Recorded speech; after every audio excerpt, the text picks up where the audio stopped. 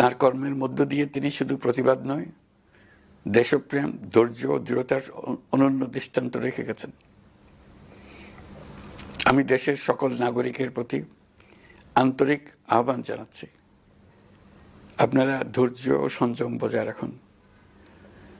আইনশৃঙ্খলা রক্ষাকারী বাহিনী ও সংশ্লিষ্ট সংস্থাগুলোকে পেশাদারিত্বের সঙ্গে তদন্ত কার্যক্রম পরিচালনা করে সুযোগ দিন। রাষ্ট্র আইনের শাসন প্রতিষ্ঠায় সম্পূর্ণরূপে প্রতিশ্রুতিবদ্ধ। আমি আবারও স্পষ্টভাবে বলতে চাই, ওসমান হাদী ছিলেন পরাজিত শক্তি ফ্যাসিস্ট সন্ত্রাসীদের শত্রু।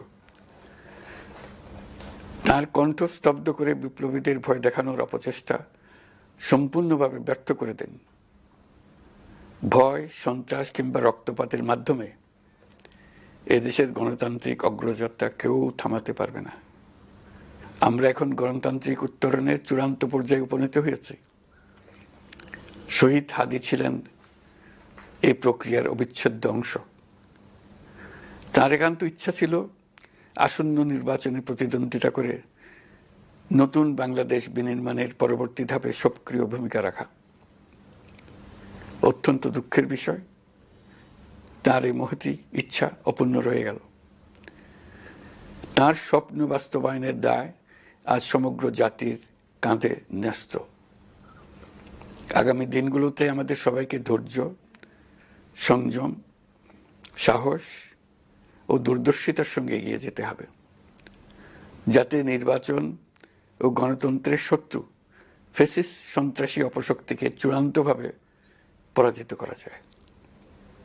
এই শোকের মুহূর্তে আসুন আমরা শহীদ শরীফ ওসমান হাদীর আদর্শ ও ত্যাগকে শক্তিতে পরিণত করি,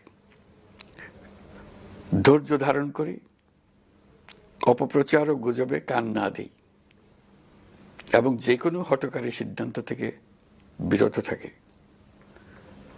যারা দেশকে অস্থিতিশীল করতে চান তাদের ফাঁদে পা না দিয়ে আসুন আমরা সবাই ঐক্যবদ্ধভাবে গণতন্ত্র, ন্যায় বিচার ও গণমানুষের অধিকার প্রতিষ্ঠার পথে অবিচল পদক্ষেপে এগিয়ে যাই।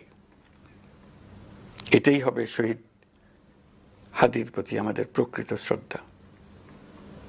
আল্লাহ হাফেজ।